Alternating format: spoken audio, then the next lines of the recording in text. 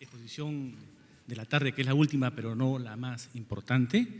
Nos acompaña nuestro distinguido expositor, el doctor Adolfo Alvarado Belloso, quien es, entre otras funciones que tiene a su cargo, director de la Maestría de Derecho Procesal de la Universidad Nacional de Rosario. Invito al señor expositor para que pueda desarrollar su exposición. ¿Me da acá? Hola, ahora sí. Gracias. Buenas tardes, con la venia de ustedes. Permítanseme algunos avisos parroquiales previos, de carácter intimista. Primero, estoy encantado de estar acá. Es mi segunda vez en este consejo. La primera cuando lo presidía el profesor Teófilo Hidrogo, que tuvo bien invitarme a un pleno del consejo, en la sede del consejo. Y luego en esta oportunidad, que se han acordado de que el sur también existe y traen a alguien del sur-sur de la Argentina.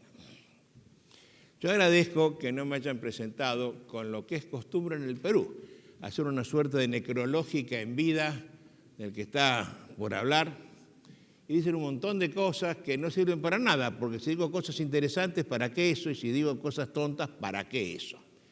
Pero sí pretendo presentarme yo ante ustedes para que se entienda qué y por qué y para qué voy a decir lo que he de decir. Yo empecé mi vida profesional siendo funcionario judicial. Estuve en el Poder Judicial exactos 34 años, 6 meses y un día, que no me negarán, no es poco tiempo. Eso a los fines jubilatorios son 35 años de servicio, con eso pude retirarme y empecé una abogacía importante, en la cual llevo casi 25 años, con lo cual he estado de ambos lados del mostrador, pechando mostrador y siendo pechado por los abogados. Y en las dos oportunidades, como juez, yo he sido magistrado judicial exactamente 27 años, en primera y en segunda instancia, y parte de esa vida y parte de la abogacía hasta hoy. De hecho, soy profesor de Derecho Procesal, trato de dictar la asignatura Teoría General del Proceso. Con lo cual, tengo la visión que me dan las tres cosas, pero algo más importante. Soy un hombre viejo, asumo mi senectud, y la vejez, que no es cosa buena de tener, a la cual uno la acepta cansina y resignadamente, tiene una sola ventaja, que es la que me ha dado a mí, el ver las cosas a lo lejos. Y las cosas a lo lejos hace que el árbol no me tape el bosque. Por tanto, alcanzo a ver todo el bosque y puedo opinar sobre él. Nada me asusta ya. Y si hay que criticar, se critica. Por tanto, lo que estoy haciendo en los últimos años es filosofar acerca de las cosas que he hecho durante mis últimos 50 años. El año pasado, de esto lo saben algunos amigos que me están acompañando en este momento acá, tuve la oportunidad de participar en una elección del Consejo Nacional de la Magistratura de mi país. Lo hice en la rama de los abogados y mi carácter de abogado y académico. Cuando aparecí, que creía que ganaba con un total de 10.000 votantes posibles, se politizó la cuestión, terminaron votando casi 25.000 personas y no gané, por supuesto perdí. Salí en un honroso tercer puesto, pero eso me posibilitó el que yo tuviera que hacer un diagnóstico general a esta altura de mi vida de lo que estaba pasando en el Poder Judicial de la República Argentina.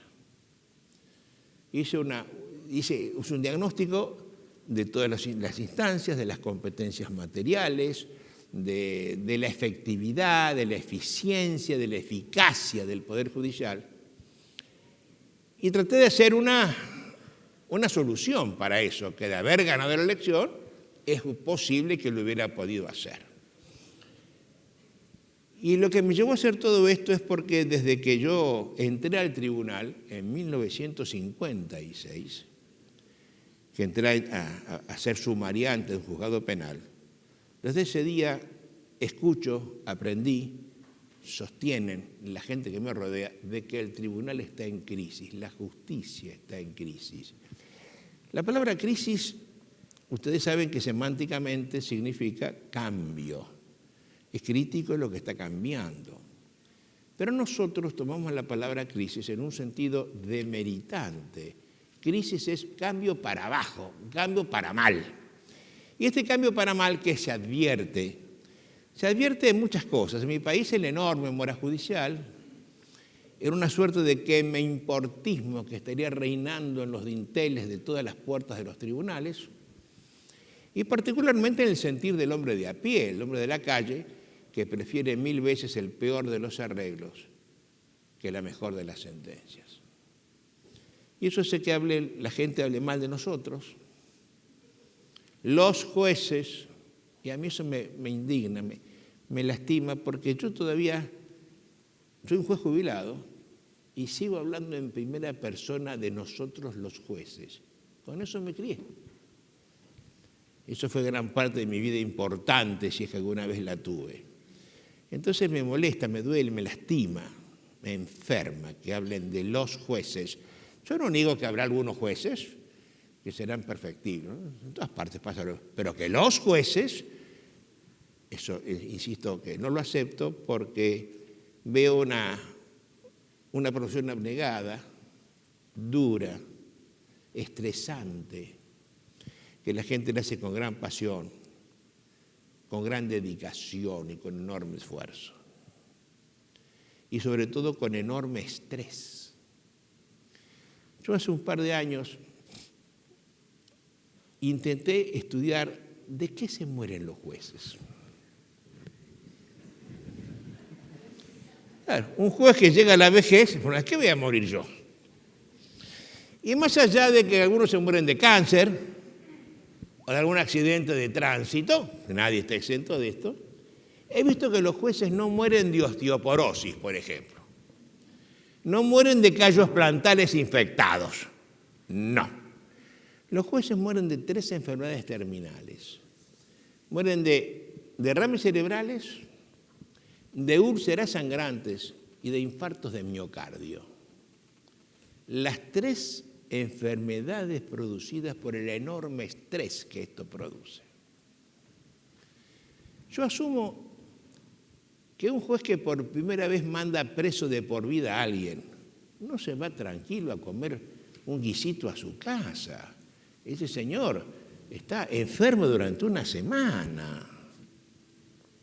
A mí me tocó, yo fui juez de familia 4 años de mi vida y me tocó en algún momento quitarle un chiquito de 3 años a su mamá, cuando la ley argentina establece que hasta los 7 no se los puede, son intocables.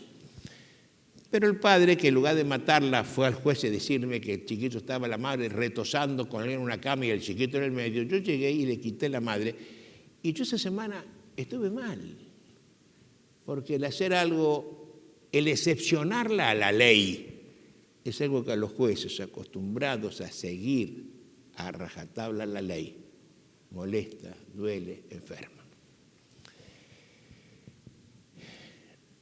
Yo quise, en mi política, en mi vocación política frustrada, quise ver qué podía hacer yo por esta justicia que tanto llevo adentro del alma y del corazón. Y eso, un día tuve la suerte de conversar con algunos de ustedes que están aquí presentes, magistrados, y eso será lo que me tiene acá para reflexionar ante ustedes acerca del consejo que ha tenido la generosidad, la gentileza de invitarme, y al cual espero sus autoridades brindarles alguna experiencia que les sirva en los próximos tiempos. Yo tengo la suerte, si es que puede llamarse suerte por ser viejo, de haber sido testigo presencial de la creación de los consejos de la magistratura en América y en España. Yo no he presenciado la creación de Italia ni de Francia, que fueron los primeros en ese orden cronológico que aparecieron en el mundo. No conozco en profundidad lo que pasó en Francia. Tengo acá a mi amigo el profesor Jacques Nunes, que podrá contarnos, les habrá contado qué pasó en Francia, pero yo sí sé que el primer consejo nace para ponerle coto a los que nombran los jueces. Ustedes deben saber que los jueces molestaron siempre al mandamás de turno. Siempre. ¿Por qué los molestan? Porque el juez es la persona que tiene más poder en el mundo del derecho. Miren ustedes, si el presidente del Perú quiere meterse en mi casa, le pide permiso a un juez, léase orden de allanamiento. Si el intendente, el alcalde de Lima quiere meterse en mi casa, le pide permiso a un juez. Si el juez quiere meterse en mi casa, se mete. No le pide permiso a nadie. Estoy allanándote, me dice, y pasa por encima mío. ¿Por qué puede hacer eso? Porque el juez tiene el poder fenomenal de excepcionarla a la ley. Si la ley dice que tiene que ser así, el juez puede decir, en este caso, no. Por tal razón, por razones de equidad o por razones de inconstitucionalidad. Yo tengo para mí que la desconfianza en los jueces gobernó el corazón del imperio napoleónico. El Código Civil francés, maravillosa obra de arquitectura jurídica, que es lo más importante que dejó como legado a Napoleón, es un código que muestra que el emperador no tiene confianza en los jueces. Para eso está la prueba tasada, prueba de desconfianza. Para eso está la casación, prueba de desconfianza. Si le controlamos a los jueces, o con la casación civil o con la casación constitucional, las cosas que están haciendo. Si ustedes se toman el trabajo de ver las constituciones del mundo, verán que respecto de la designación de los magistrados judiciales, se dan todas las posibles combinaciones de unir tres poderes: el ejecutivo, el legislativo y el judicial, las tres patas de Montesquieu, pueden concurrir de diversas maneras a la designación de un magistrado. Lo hace solamente un poder, el otro, o lo hace uno con el acuerdo de uno, o con el acuerdo de los dos, o uno cualquiera de ellos con el acuerdo de los otros. Se dan todas las cosas posibles. A mí el que me gustó siempre, porque fui juez, fui parte del Poder Judicial, fue el sistema de la cooptación. Es el sistema en el cual los jueces nombran los jueces. Ustedes saben que el sistema no es aceptado por el mundo democrático porque dice que se tiende a hacer una casta elitista y además porque se teme el gobierno de los jueces desde siempre, que dicen que es el peor de todos los gobiernos. Yo no lo conozco, nunca lo tuve, ni lo ejercí. No puedo ser testigo de lo que estoy contando. Pero sí les cuento cómo nació el primer consejo.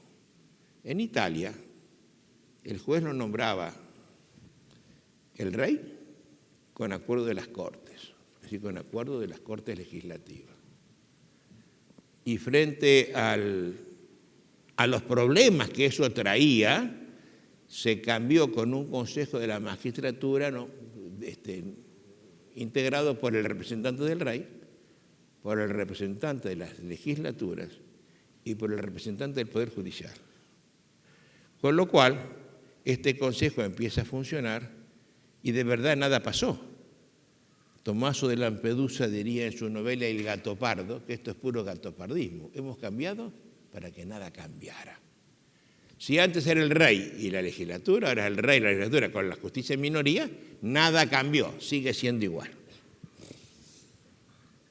Hasta aquí lo estudié, me lo contaron.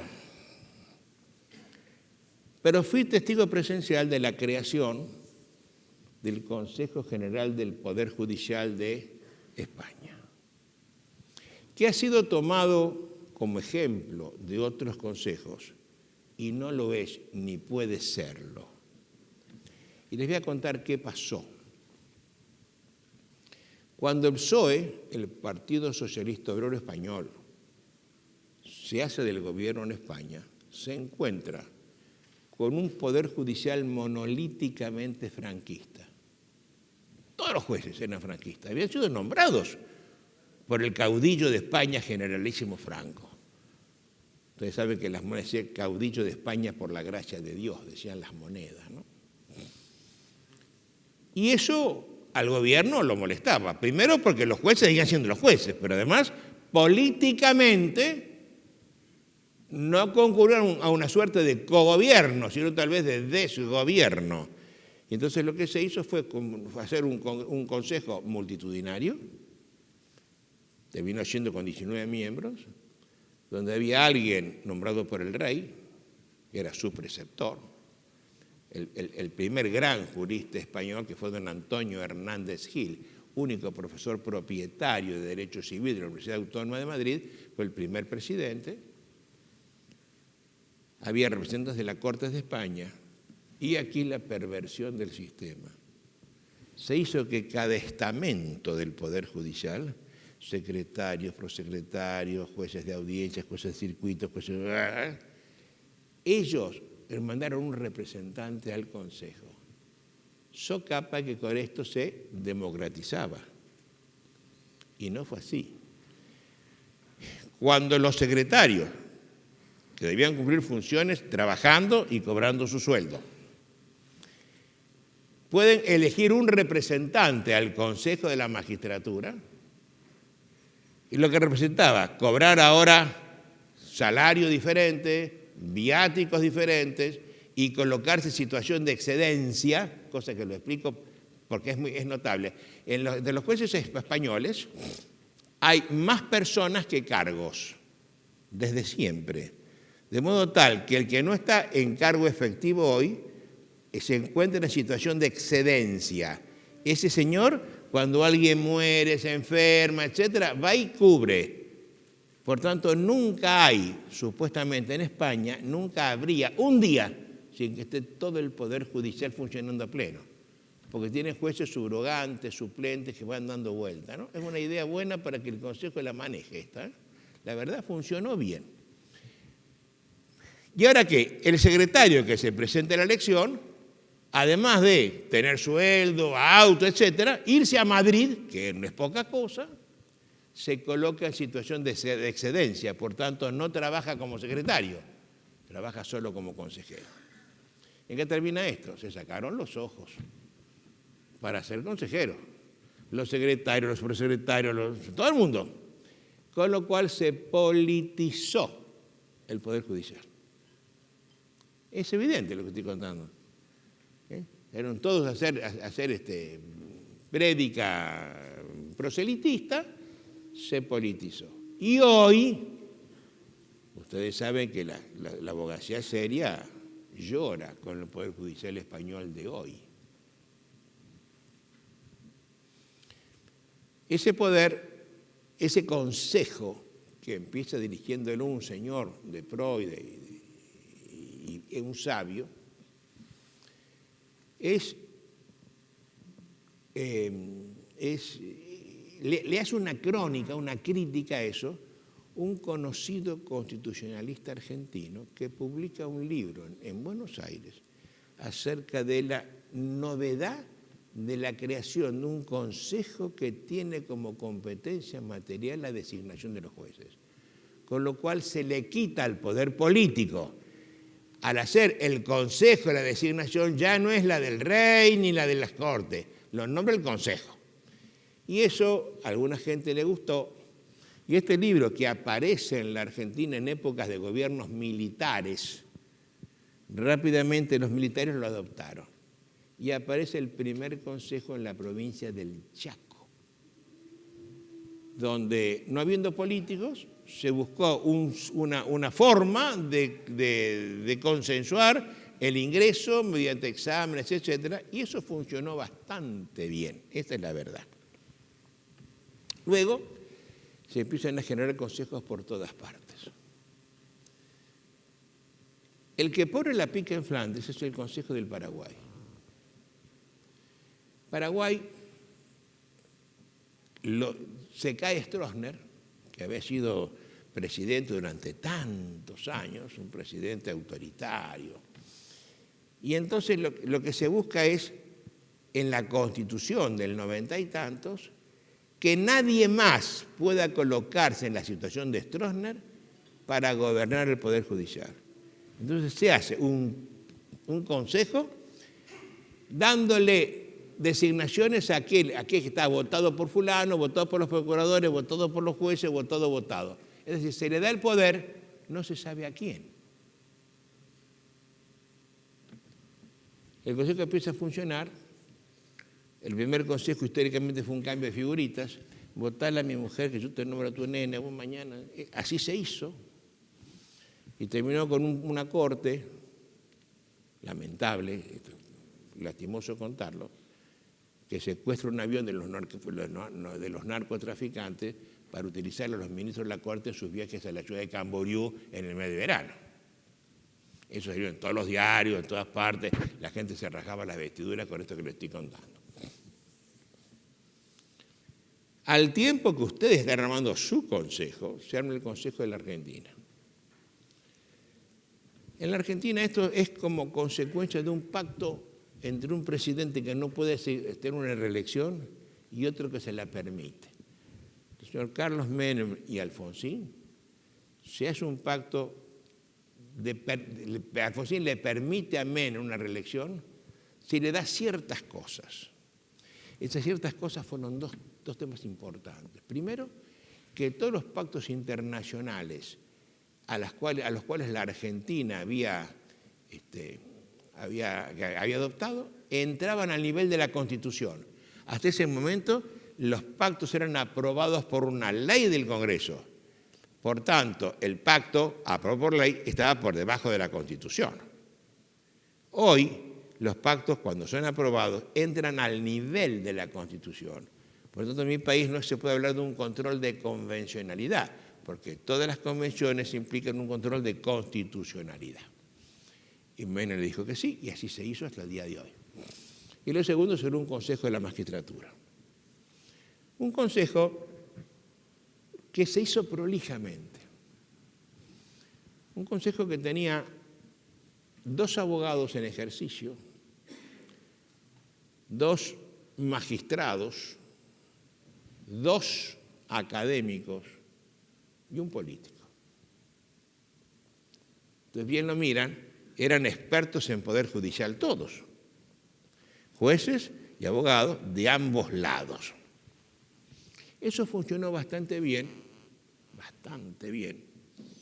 hasta que este gobierno politizó la cuestión, cambió la composición del Consejo, quitó uno de los 2 abogados, quitó uno de los 2 académicos y entonces dejó que el gobierno lo ejercieran los políticos. Antes eran 4 contra 3, ahora son al revés. Y a mí me llama mucho la atención la filosofía del constituyente peruano, que ha hecho un consejo que pretende democratizar todo esto con la presencia de profesionales que no son abogados. Darle un control de calidad al servicio de la gente común, que piensa como la gente común, que no piensa como abogado y como juez, y que se supone que trae la nota de sensatez a estos que somos nosotros, ¿no? Los insensatos de los abogados y de los jueces.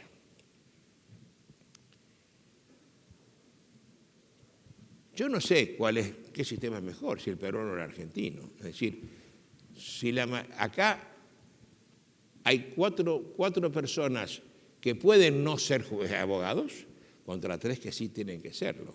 Por tanto, puede darse la paradoja de que quien gobierne el Poder Judicial no tenga nada que ver con el tema. Es distinto allá.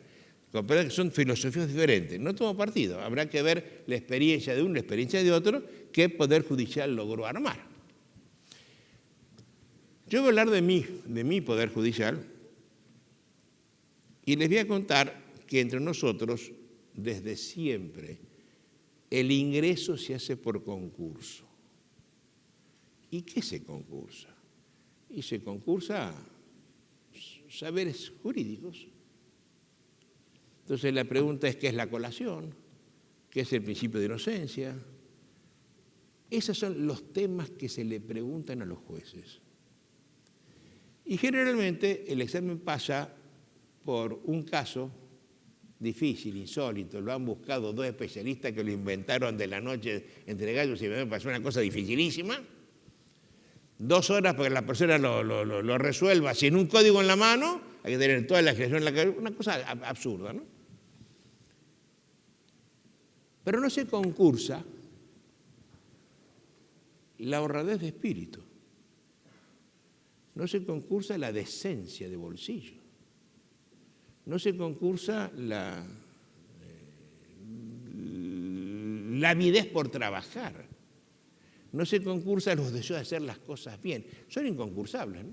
Yo lo admito, son incconcursables. Pero tampoco se concursa lo que va a ser la gestión judicial. El juez puede, no sé, alguna vez en la vida hablar de la colación. Yo en 20 y tantos años nunca tuve un fallo que hablar de la colación, nunca me tocó. Pero todos los días regulé honorarios, presidí audiencias, todos los días tuve que hacer preguntas, fijar puntos de pericia, y para eso nunca nadie me preparó en la facultad ni en el Poder Judicial. La gestión se aprende andando. Y lo que se aprende andando, no me negarán, que tiene posibles problemas.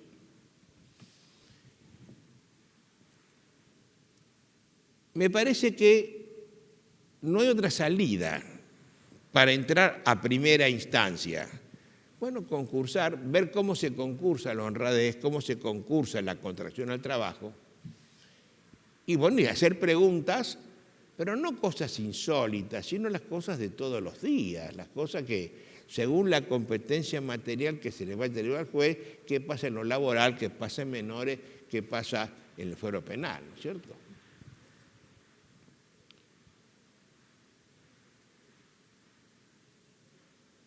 En el Brasil han descubierto un sistema mucho más apto. Ellos han descubierto que lo que de verdad importa no es la primera instancia, que además no hay otra forma de acceso más que el concurso. En la segunda concursan, pero no materia jurídica, sino concursan sentencias confirmadas en primera, sentencias no revocadas y sentencias no anuladas, que no es poca cosa. Y han hecho desde la Constitución, la que está vigente, han dividido las cámaras en quintinas. Para que ustedes entiendan, miren, en la Cámara de Apelaciones de San Pablo hay 441 jueces. Ellos los llaman desembargadores, ¿no? Porque el agravio nuestro se llama embargo, y el que quita el embargo sería el desembargador, desagraviador. De esos 440 se dividen en 80 y tantas quintinas. De cada quintina, uno va a ascender desde la baja instancia solo por ser el más antiguo del sistema. Con lo cual se asegura que todos los jueces inferiores tienen la capacidad o la posibilidad de llegar a ser jueces superiores. Todos. A menos que cuando le toca subir al más antiguo del sistema inferior, los 2/3 de la Cámara, del cuerpo colegiado, le ponga bolilla negra. No lo aceptan. Que yo sepa, una sola vez pasó en la historia del Brasil. Le toca un juez de primera instancia, no lo dejan subir y ese señor se fue del tribunal. No pudo y renunció. No al concurso, renunció al tribunal. 2 van a entrar de la baja instancia necesariamente por concurso, insisto, de sentencias confirmadas. ¿Cuántas sentencias dictó? ¿Cuántas sentencias le confirmó la Cámara? Esta Cámara, la cual quiere integrar. ¿Cuántas le revocaron y por qué razones? ¿Cuántas le anularon? Una anulación es un cachetazo para un juez, ¿eh? Una anulación es que no hizo los procedimientos correctos. Me pueden revocar mi sentencia porque piensan distinto que yo, porque pensamos un diferente concepto de justicia o de verdad, pero la nulidad es yo no he sabido proceder como juzgador en el momento de procesar. Estos dos lo llaman por merecimiento. Uno viejo, con la mentalidad del hombre viejo, conservador. Dos jóvenes, con la mentalidad de todo joven, que está buscando sobresalir, hacer justicia, dedicarse a esto. Uno más, que viene necesariamente del ministerio público, con una mentalidad en un sistema inquisitorial como el de ellos, una mentalidad acusadora, y uno más, que viene necesariamente del ejercicio activo y efectivo de la profesión de abogado. Elegido por voto obligatorio y secreto de sus pares. Ahora se está eligiendo ahora en San Pablo, en Goiânia, entre 80.000 abogados, están viendo quién va a ser su juez. Los brasileños que tienen esta opción lo toman con enorme honra, a tal punto que hay un escudito, el de los magistrados, igual para todos, es el Poder Judicial, ¿no? Pero estos jueces tienen abajo un cartelito que dice Quinto Constitucional. Es como la gente del Rotary, dice Past President, ¿no es cierto? Dicen Quinto Constitucional. ¿Qué muestra esa frase, Quinto Constitucional, que viene de ser elegido por sus pares? Lo que es todo un homenaje para él, porque no se elige a nadie inútilmente, es un premio a una abogacía eficiente, dedicada y honesta, que es por otra parte lo que ocurre en Inglaterra. Quiero que ustedes sepan, habrán visto en películas, que cuando están abogando los abogados, hay abogados que abogan con toga negra y abogados que abogan con toga roja. ¿Han advertido ese detalle? La toga negra es de rigor para todos los abogados que abogan en todos los tribunales de Inglaterra. Pero para abogar ante el almirantazgo, que es la suerte de Suprema Corte, que es la cosa importante, van los abogados mayores que han probado ser buenos abogados, y que saben las cosas, han procedido bien y honestamente. Y para abogar ante el almirantazgo le ponen toga roja. Bueno, para ser juez se requiere ser abogado de toga roja, no de toga negra. Ustedes van a un video hoy y buscan una película, verán que el juez tiene, la toga es roja, ese juez viene de allí, de ese lado. Vienen en buena posición económica, dejan la vida por eso, porque además la reina los hace ser, les da el grado de caballero. O sea, toda una gloria, determinación de carrera, ¿no? Una cosa importante. Yo fui juez a los 26 años. Miren la diferencia esencial entre yo de 26 y este señor que está de vuelta, ¿no?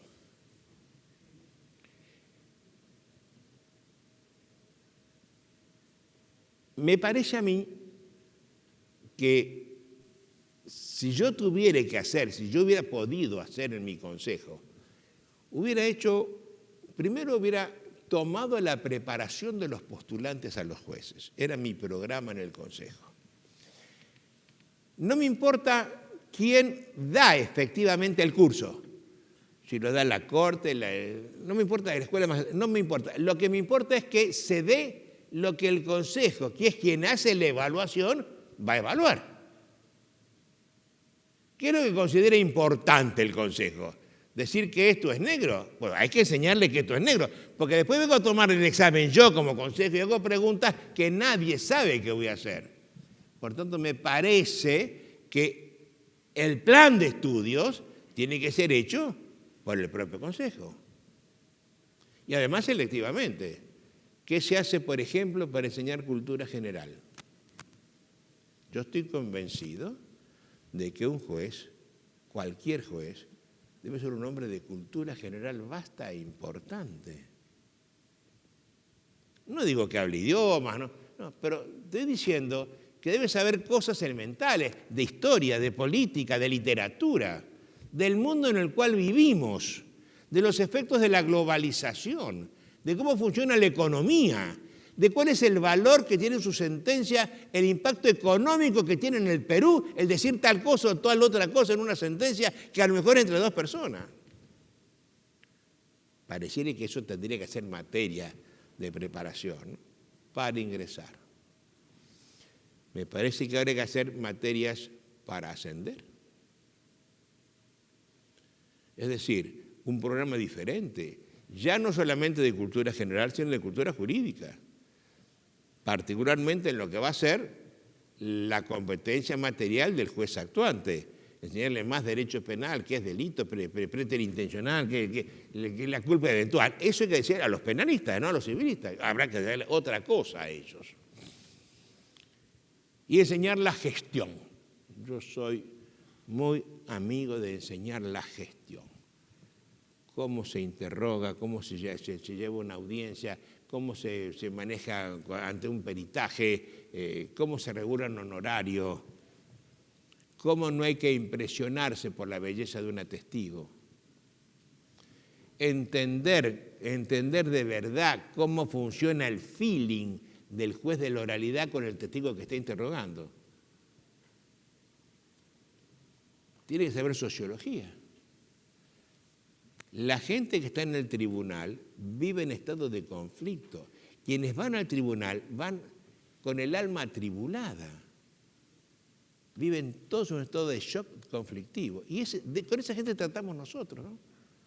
Viene la persona que no quiere ir presa, el que la quiere poner presa, la mujer que no quiere divorciarse, el marido que se quiere ir de su casa, el que quiere cobrar y el tipo que no quiere pagar. Entonces la pelea es, en primer lugar, las dos partes, luego los abogados, luego el abogado con la mesa de entrada, luego con el secretario, luego con el juez, y al final el cliente con el propio abogado que le quiere cobrar un horario. Todo es así. Todo funciona en un estado de estrés, ¿no? ¿Cómo no estresarnos nosotros? Pero hay algo más, ¿no?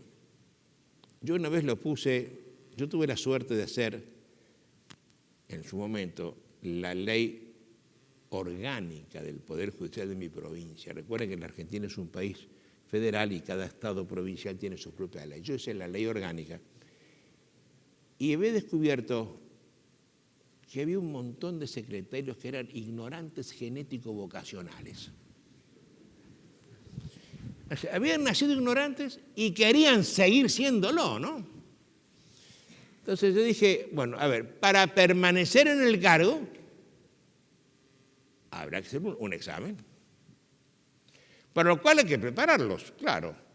Entonces yo diría, hacer un panorama, por ejemplo, un pantallazo de las modificaciones del derecho administrativo, un pantallazo de las actualizaciones del derecho civil, de la jurisprudencia, de las cortes, de quien fuere, pero dar pantallazos, porque el mundo va cambiando la opinión que los jueces tienen de la ley, va cambiando la ley, particularmente en el Perú, con la importancia que tiene la jurisprudencia del Tribunal de lo Constitucional. Por tanto, me parece a mí que al que está en el frente de batalla, en la trinchera, hay que tenerlo preparado. No todos leen la jurisprudencia vinculante o no de la Corte Constitucional. Pues hay que hacerla saber. ¿Y quién la hace saber? El Consejo. Mediante seminarios, cursillos, no sé cómo llamarlo, pero tal vez en una tarde, en 2 tardes, dar este panorama para que la gente tenga la chance de aprender. Claro, no todos van a aprender, yo lo asumo, pero yo les doy la oportunidad.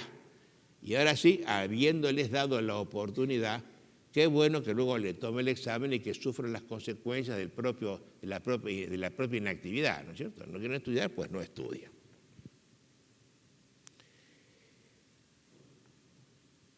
Según me dijeron, tengo 2 minutos para terminar. Y voy a responderle al tiempo que me brindaron.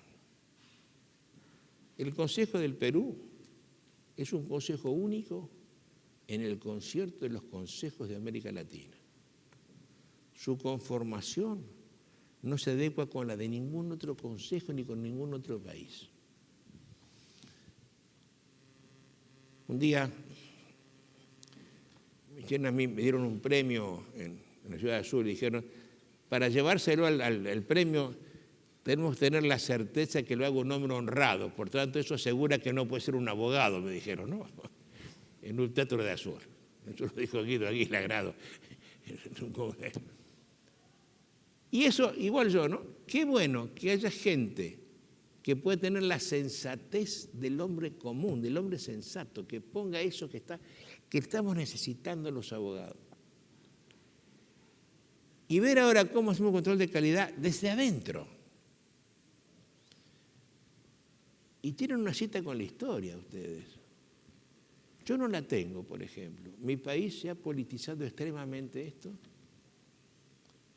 El Consejo ya no sirve, da pena. Y está, de hecho, en una franca retirada porque la gente no cree en él.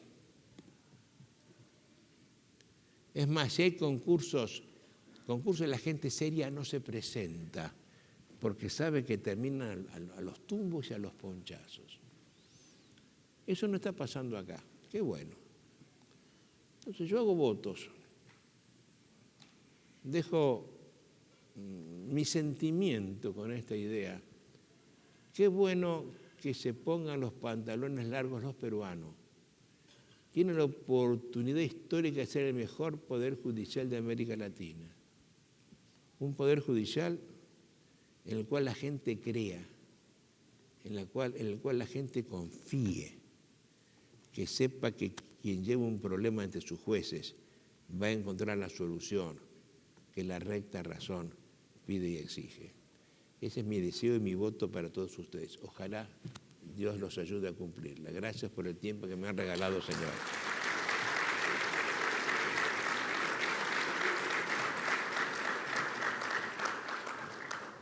Se han formulado varias preguntas y por razones de tiempo vamos a seleccionar una que me parece importante, ¿no? Está relacionada con el perfil del juez, ¿no? ¿Ok?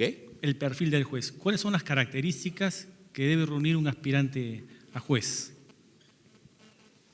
Primero, ser un hombre estudioso. Primero, ser un hombre espiritualmente honesto.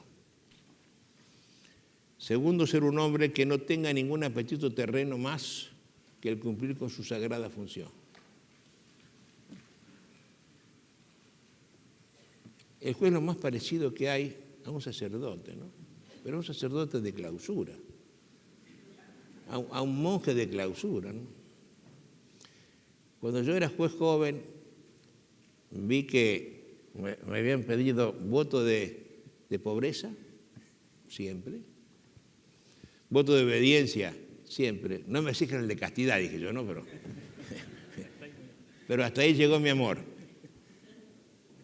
Pero a eso yo le sumaría ganas de capacitarse, ¿no? Ganas de estudiar y comprometerse con el pueblo en el cual vive.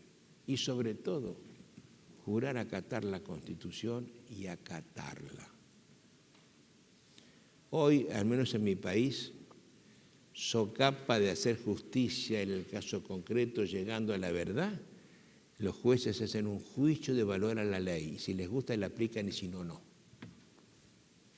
Hay un conocido magistrado argentino de mi ciudad, procesalista de nota, que dice el juez tiene que hacer justicia con la ley, más allá de la ley, a pesar de la ley, o en contra de su texto expreso.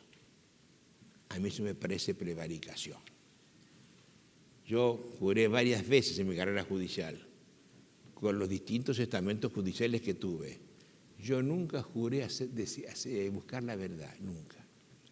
Yo nunca juré hacer justicia en el caso concreto. Siempre juré, al igual que ustedes, respetar, observar, hacer cumplir la Constitución y las leyes que en su consecuencia se dicten, que son las leyes constitucionales.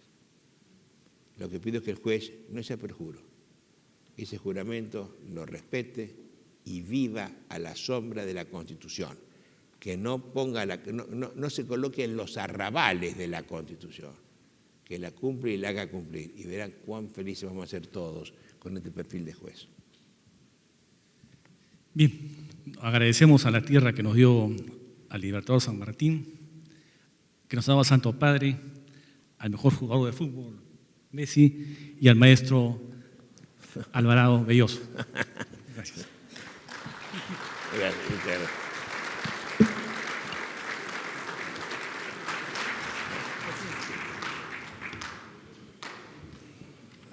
A ver, dígame. En agradecimiento a su brillante exposición y contribución al Consejo de la Magistratura, le hago entregar este presente a nombre del presidente del Consejo. Hermoso, ¿no? Muchas gracias. Presidente, muchas gracias.